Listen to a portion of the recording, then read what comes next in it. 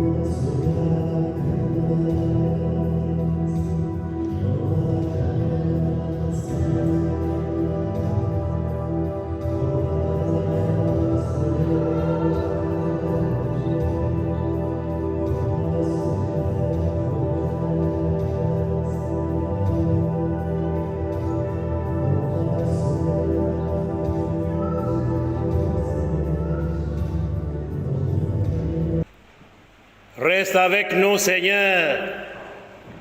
Le jour décline. Reste avec nous, Seigneur. Le jour décline. Mes chers amis, notre assemblée de prière de ce jour nous appelle à l'hospitalité, à l'accueil de toute personne connue ou inconnue qui vient vers nous, en particulier dans des circonstances difficiles. Ceux et celles qui voient leur avancement en décadence, leur vie constamment en diminution par des maladies de toutes sortes, c'est le signe que votre joie décline, que votre vie est en perdition. Le thème de ce jour, reste avec nous, Seigneur.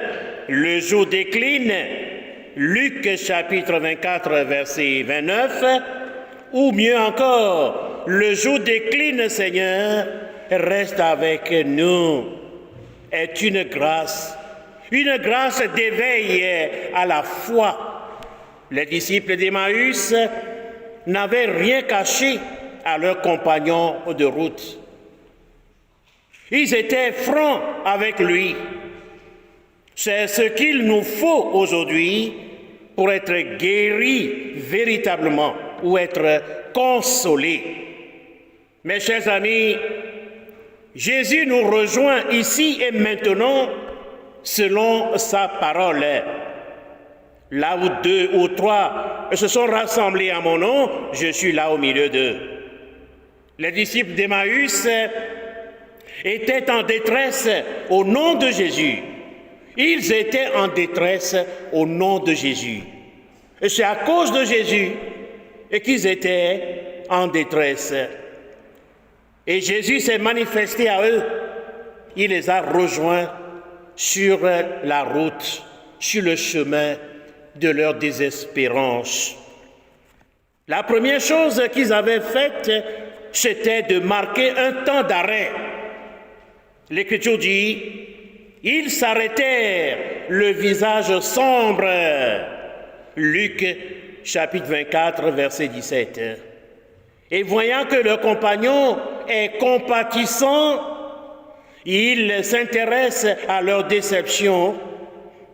Il lui dit, tu es bien le seul habitant de Jérusalem à ignorer ce qui est arrivé ces jours-ci.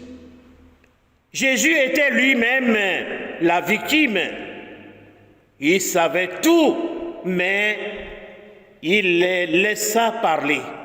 Il prit du temps d'écouter leurs décevantes mésaventures mêlées de tristesse.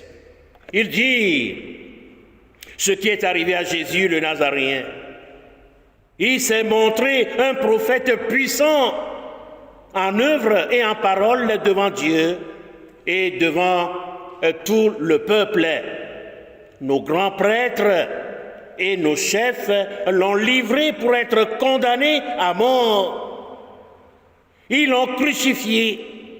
Nous espérions, nous, que c'était lui qui allait délivrer Israël. Jésus était leur espérance, leur raison de vivre à Jérusalem.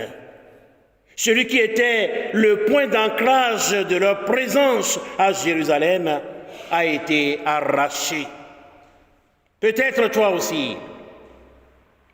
Tu t'es accroché à quelqu'un, tu t'es attaché à quelqu'un, et cette personne n'est plus.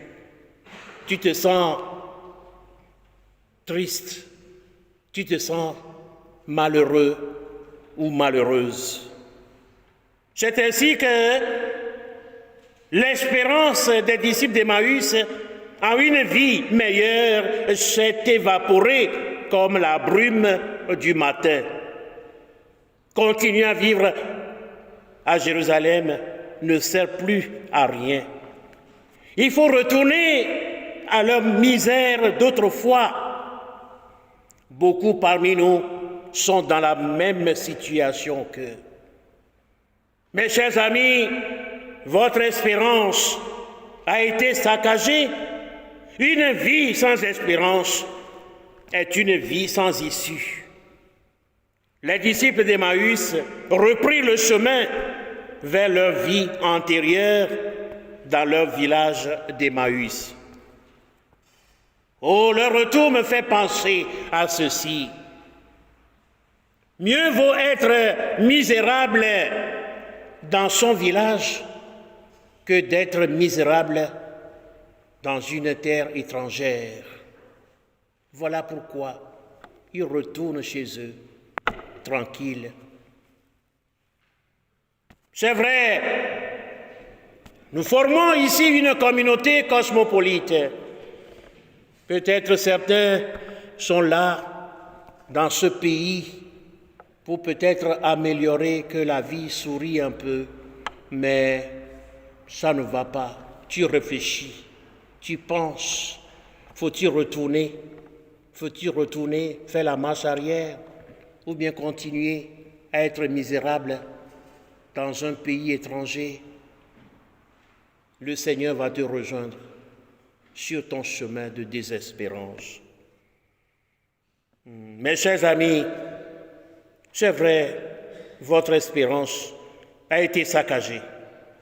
Dans une pareille condition de vie, beaucoup de nos contemporains abandonnent la foi en se tournant vers le maraboutage, le culte divinatoire, les voyants, les tireurs de cartes, l'astrologie.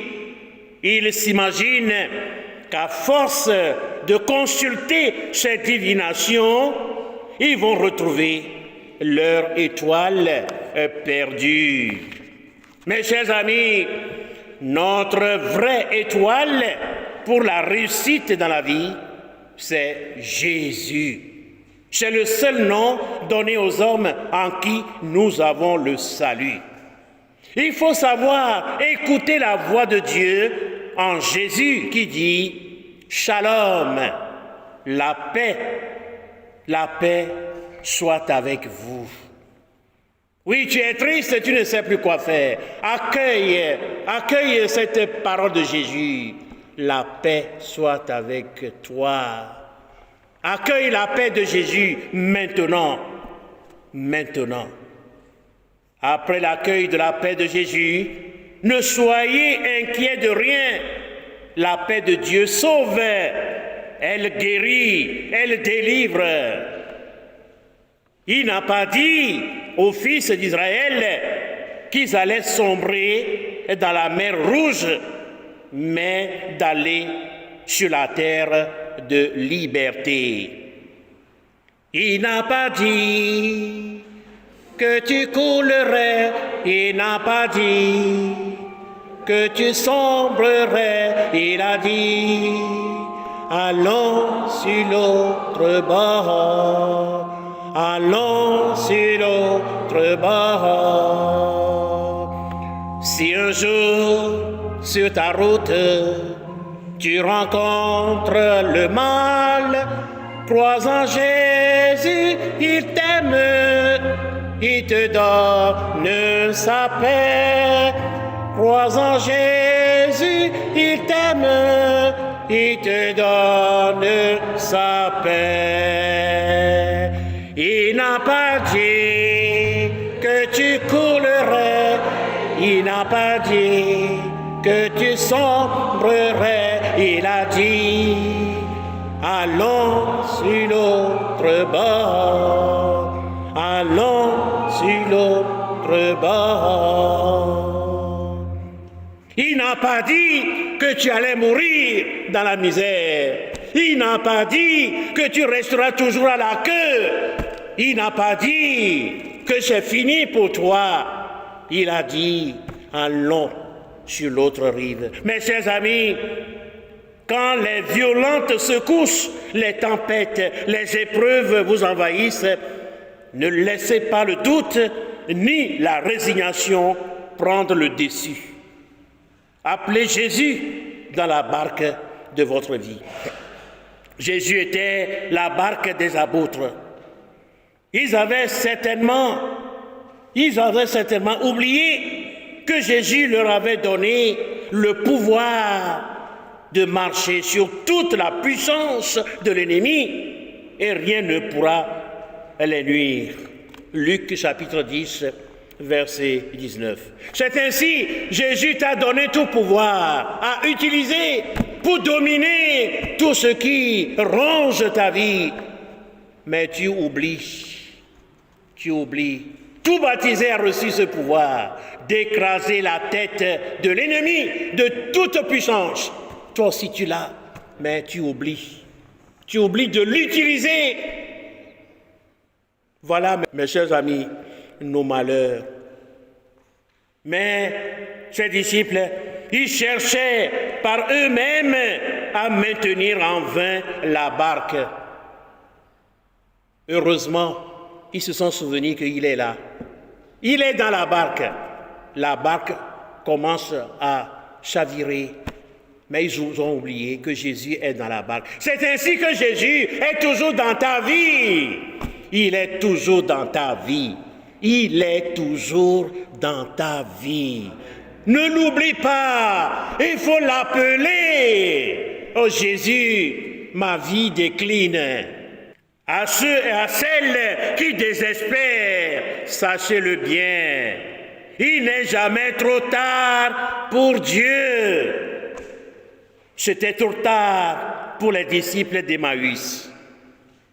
Et quand ils avaient reconnu Jésus, l'heure trop tard est devenue, c'est l'heure de refaire le chemin pendant la nuit, annoncer aux apôtres que Jésus est ressuscité et qu'il s'est fait reconnaître à la fraction du pain. Il n'est jamais trop tard pour Dieu. Toi tu dis, il est trop tard pour moi de faire ceci ou de faire cela. Mais Dieu te dit, il n'est jamais trop tard pour lui. Est-ce que tu crois? Est-ce que tu sais pourquoi il n'est jamais trop tard pour Dieu? Non. C'est parce que Jésus, il est la présence. L'éternelle présence. Il est l'éternelle présence. Il n'est jamais trop tôt ni trop tard pour lui. Il est l'éternelle présence. Notre Dieu est le Dieu de présence à tout temps. Vous pouvez revenir vers lui à tout moment, même à la dernière heure. Jésus embauche des ouvriers afin d'améliorer leurs conditions de vie. Même à la dernière heure, Jésus a embauché des ouvriers. Mais qu'est-ce qu'ils vont faire pendant 1 heure de temps? Et pourtant, ils ont mérité, ils ont reçu le même salaire que ceux qui avaient commencé très tôt. Il n'est jamais trop tard pour Dieu, là. C'est une vérité à ne jamais oublier. Si tu crois vraiment en ce Dieu, il faut te dire aujourd'hui, il n'est jamais trop tard pour celui que j'ai dans ma foi. Les disciples d'Emmaüs nous apprennent qu'il faut savoir retenir Jésus dans sa vie, dans sa maison, dans sa famille, quand tout bascule vers le néant. Les souffrances, les maladies, les déceptions, le chamboulement de la vie et tant d'autres, nous en aurons toujours dans la vie. Mais sans la présence de Jésus, personne ne peut résister aux assauts des forces du mal.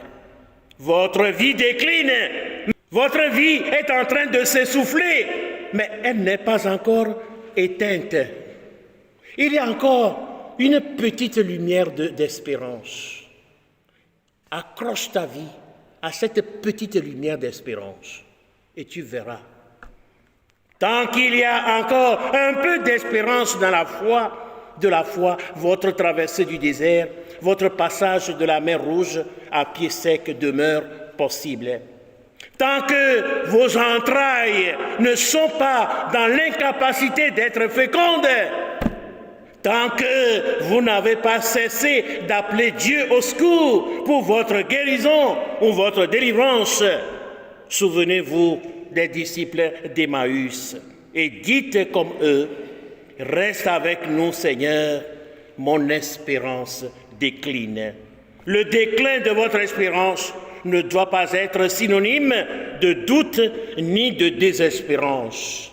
Mes chers amis, le chemin de déception que vous avez déjà parcouru deviendra le chemin de foi qui vous fera revivre parce que vous aurez la grâce de retenir Jésus dans votre vie. Les paroles des disciples d'Emmaüs sont déterminantes dans notre vie de détresse. Le jour décline, Seigneur, reste avec nous. Il ne suffit pas seulement de sentir la brûlure de la parole de Dieu Jésus dans le cœur. Il faut chercher à le retenir, à le garder dans son cœur, comme la Vierge Marie. Elle retenait tout et les méditait dans son cœur. C'est en retenant Jésus dans votre maison que vos yeux s'ouvriront et que l'espérance de guérison deviendra guérison en vous. Quand on tient à quelqu'un, on le maintient. Tu tiens à Jésus, mais il faut le maintenir. Il ne faut pas le laisser te dépasser. Est-ce que tu tiens à Jésus? Il faut le retenir là. À partir d'aujourd'hui, il ne faut pas le laisser passer à côté de toi. Il faut le retenir. Que personne ne laisse Jésus passer à côté de lui. Retiens-le aujourd'hui dans ton cœur blessé, ton cœur souffrant d'injustice. Et pour terminer, mes chers amis, je vais nous faire vivre une litanie de prières. Et voici le refrain à répéter après moi. Reste avec moi, Seigneur. Reste avec moi, Seigneur. Le jour de ta santé décline. Le jour de ta vie conjugale décline. Le jour de ton entreprise décline. Le temps d'avoir un enfant décline. Tes mains deviennent défaillantes. Tu souffres d'insuffisance rénale. Tu as le problème cardiaque. Tu souffres des yeux. Oh mes chers amis, celui qui donne la vie à tout ce qui est agonisant est parmi nous. Il se nomme Jésus. Il se nomme Jésus. Celui qui prend conscience que son courage tend vers le découragement, son espérance vers la désespérance, sa souffrance vers le doute, ou bien sa confiance vers le doute, son avenir fait marche arrière, qu'il ne se laisse pas sombrer dans la résignation. Ton libérateur est vivant. Dis-lui, tout décline dans ma vie. Reste avec moi, Seigneur, aujourd'hui et pour les siècles des siècles.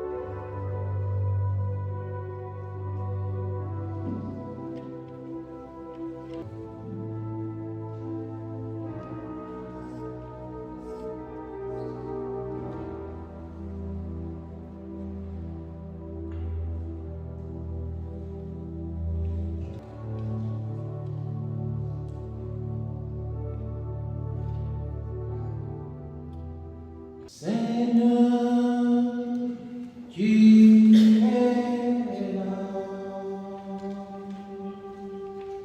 Seigneur,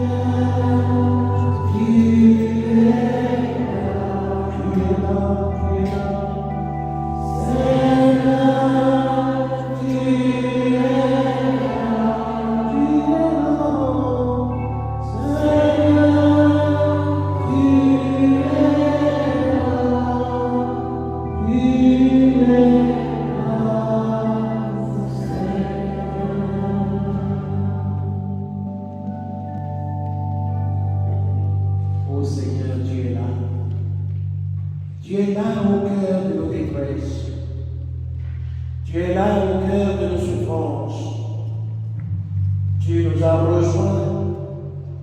Tu nous as rejoints sur le chemin de maladie.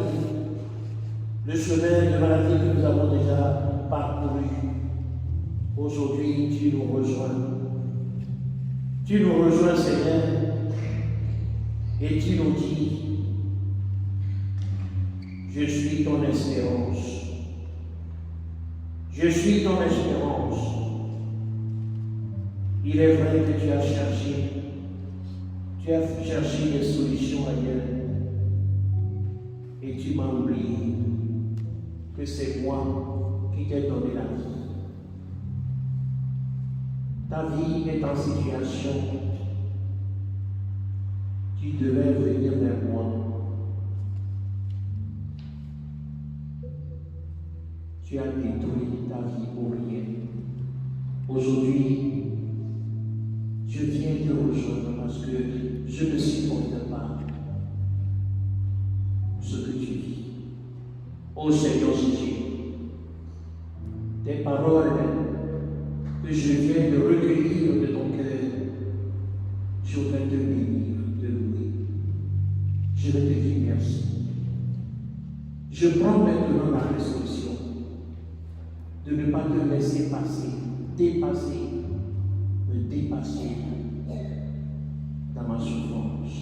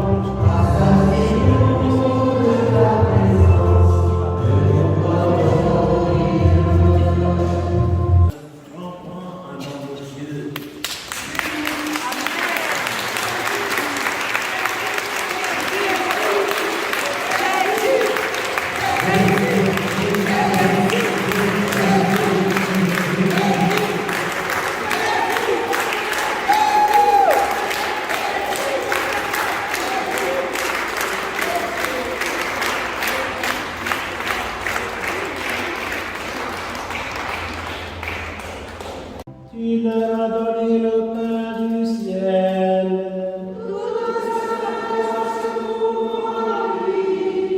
Prions le Seigneur. Seigneur Jésus-Christ, dans cet admirable sacrement, tu nous as laissé le mémorial de ta passion. Donne-nous de vénérer d'un si grand amour le mystère de ton corps et de ton sang, que nous puissions recueillir sans cesse le fruit de ta rédemption. Nous te le demandons, à toi qui vis et règnes avec le Père et le Saint-Esprit, maintenant et pour les siècles des siècles.